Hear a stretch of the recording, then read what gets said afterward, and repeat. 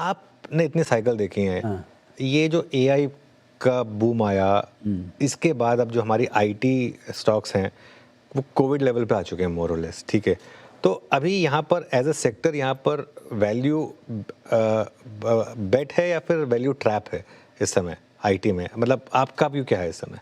मेरा क्लैरिटी नहीं है मेरे को। मैं 2 साल से बोल रहा हूँ, मेरे ख्याल से यहाँ भी आगे बोलूँगा, इट इज़ हेडविंडेड।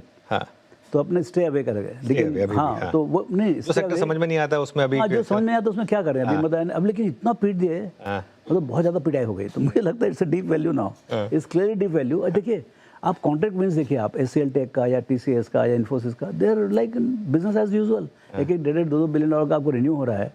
तो ऑब्वियसली मतलब AI has not suddenly evaporated the market, you know, but क्या AI is a huge technology, मतलब और इवॉल्विंग वेरी रैपिडली, तो उसका इम्पैक्ट तो पड़ेगा। लेकिन आप देखिए जीसीसी मूवमेंट जो है ना, जीसीसी मूवमेंट देखिए $100 बिलियन का एक्सपोर्ट होने के लिए सॉफ्टवेयर को करीब लगा 25 साल। 95 में 200 मिलियन था, 200 मिलियन से 100 बिलियन का सॉफ्टवेयर एक्सपोर्ट करने के लिए हमको मेरे ख्याल 100 बिलियन का एक्सपोर्ट हुआ होगा 2015-2017 के आसपास। ओके, जीसीसी 5-7 साल से 10 साल से ज़्यादा चालू हुआ है और अभी जो है ना 100 बिलियन हो गए इस साल। और उसको बोल रहे हैं जिस स्पीड से जा रहा है, ऐसा लग रहा है कि by 2031-32 it could be closer to 200 billion. तो जो कंबाइंड जो मतलब जो जॉब क्रिएशन हो रहा है यहाँ पर, समझ लीजिए 3.5-4 मिलियन है, 5 मिलियन होगा सॉफ्टवेयर में, तो यहाँ पर 2.5 मिलियन तो ऑलरेडी हो गए। कहाँ पर? जीसीसी में। अच्छा, जीसीसी में payments are better because you are directly working for the clients.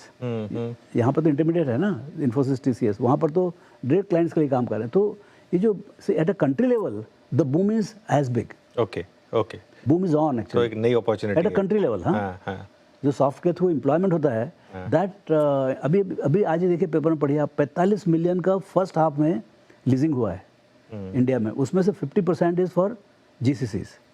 तो आप समझ लीजिए पूरे साल का कितना होगा, 90 मिलियन। मेरे ख्याल से वर्ल्ड का लार्जेस्ट कॉमर्शियल लीजिंग होगा। तो ये जो बूम हो रहा है, इससे देखिए रियल इकोनॉमी किससे इम्पैक्ट पड़ता है। आपने यदि 100 स्क्वायर फीट का किसी को जॉब देते हैं जीसीसी में, उसको 1000 स्क्वायर फीट का घर चाहिए, तो 100 स्क्वायर फीट तो गूगल बना देगा, लेकिन 1000 स्क्वायर फीट का घर कौन बनाएगा? सब रियल एस्टेट वाले बनाएंगे। तो और उसमें सब कुछ लगता है, लोहा, लक्कड़, सीमेंट, टाइल्स, पूरा का पूरा फुल ट्रिकल डाउन इफेक्ट है। और ये ऐसा नहीं 6 महीने के लिए एक बार है, ये परमानेंट है। जो जॉब मिला आपको, I hope it is for 5 years, 10 years, 15 years.